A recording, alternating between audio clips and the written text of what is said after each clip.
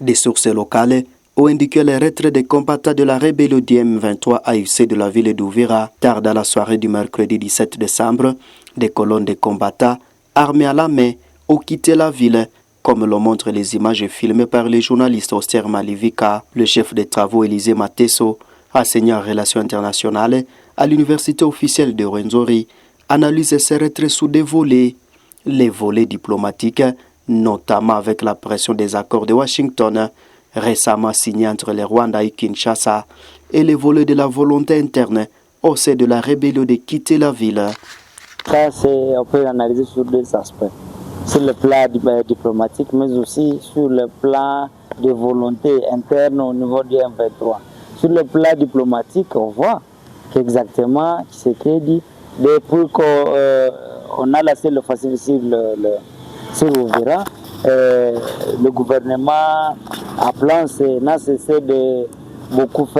n'a cessé de faire appel à Washington pour que Washington intervienne. Et exactement c'est ce qui a été fait, parce qu'aujourd'hui, avec un coup de téléphone, Uvira a été libéré et on a accepté. Mais cela, ça témoigne qu'il y a vraiment une liaison étroite entre le M23 et le Rwanda. Parce que d'après les sources que nous avons toujours eues, c'est qu'il y a eu l'appel qui venait de Washington vers le Rwanda, et non pas Washington vers le M23. Et à ce tour, le Rwanda a appelé le M23, et c'est ce qui a été fait. Le deuxième volet, tel que je viens de le dire, c'est le volet de dire qu'avec la bonne volonté du M23, le M23 veut montrer que par ce retrait, il veut se dire qu'il est le maître du terrain. C'est que n'importe quand, il peut venir encore reconquérir le terrain, et ce qui est une mauvaise chose. Selon cet enseignant, si l'État congolais reprend la ville d'Uvira, il doit s'installer avec toute prudence, car l'AFC M23 maîtrise déjà les points stratégiques. Toutefois, l'internationaliste appelle le gouvernement congolais à réformer l'armée afin de mieux protéger l'intégrité territoriale, malgré la diplomatie à court. Le deuxième volet, tel que je viens de le dire, c'est le volet de dire qu'avec la bonne volonté du M23, le M23 veut montrer que par ce retrait, il veut se dire qu'il est le maître du terrain. C'est que n'importe quand, il peut venir encore reconquérir le terrain, et ce qui est une mauvaise chose pour le gouvernement congolais.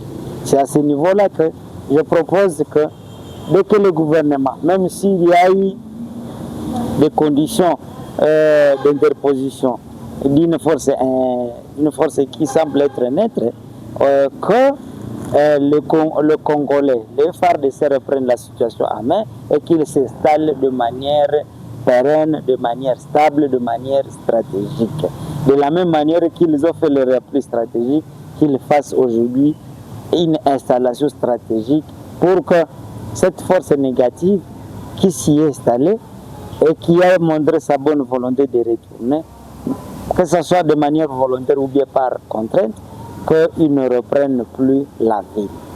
Donc ça veut dire que la lutte diplomatique de Félix commence quand même à payer. Oui, vous savez, à un moment donné, c'est comme un terrain.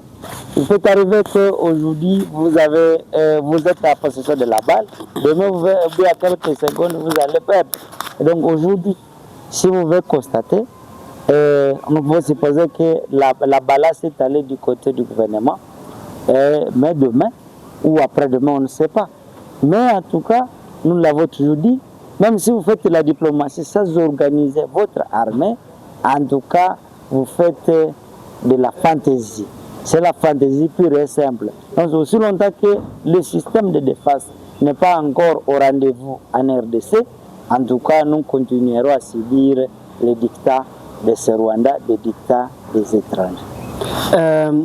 Avez-vous vraiment sûr, avec les accords que nous aurons en tout cas un jour la paix à RDC à travers en tout cas la diplomatie? Toutes les guerres finissent toujours par la paix, ou disons, finissent par la diplomatie, que ce soit par la guerre ou bien par la diplomatie que les autres appellent diplomatie, c'est-à-dire ne pas prendre les armes, on finit toujours sur la table et à un moment donné, avoir la paix, je ne sais pas, Mais ça veut dire qu'on aura un jour, on va finir cette guerre. Et cette guerre, quand elle va finir, peut-être qu'il y aura un cas qui va souffrir. Si on installait peut-être sur ce territoire-là, si, au conditionnel, si on pouvait installer un gouvernement là-bas, et que peut-être le gouvernement a cédé, peut-être, ça serait encore un gouvernement qui va régner, et on ne sait pas la méthode ou le régime qui l'instaurera. Ça peut être peut-être la terreur. Est-ce qu'on aura déjà trouvé la paix? Non. On peut gouverner par défi. Ça veut dire que on va installer, comme on commençait à comprendre que les M23 voulaient qu'ils puissent régner ici, à l'Est, et qu'ils créent une sorte de police hybride qui est entre M23 et gouvernement. Et vous voyez que la paix ne sera pas toujours au rendez-vous. Vous savez, les Congolais, depuis, nous voulons danser, nous voulons jouer, nous voulons aller ici. Contrairement à ce régime pro-rwandais qui a commencé d'ailleurs à installer certaines administrations à connotation rwandaise dans les zones de FIAS. Vous imaginez? En tout cas, si vous arrivez de Goma, vous risquez de trouver une administration qui est différente de l'administration qui était installée avant. Donc, les gens ne vivent plus cette partie-là congolaise. Les gens ont commencé à vivre une autre partie sous une domination étrangère. Voilà la vie dans cette zone-là. Donc, il faut que le gouvernement double vraiment d'efforts pour qu'on revienne à la case de départ et que les choses puissent s'améliorer. Alors vous personnellement, avez-vous un message en particulier peut-être adressé au gouvernement, mais également aux internautes et téléspectateurs qui vous suivent? Moi je l'ai déjà dit bien, que le gouvernement, quand il va récupérer Uvira, que le gouvernement s'installe de manière stratégique et de manière pérenne. La façon dont on a repoussé chaque jour le FARDC, ça laisse à désirer. Et je sais que même le FARDC, au niveau interne, il se demande, de la même manière que la population se demande comment on pousse nos forces armées. Il y a toujours cette interrogation, même au plus haut sommet, au niveau même du commandant suprême, qui est le chef de l'État, on doit avoir des interrogations sur cette faiblesse de l'armée.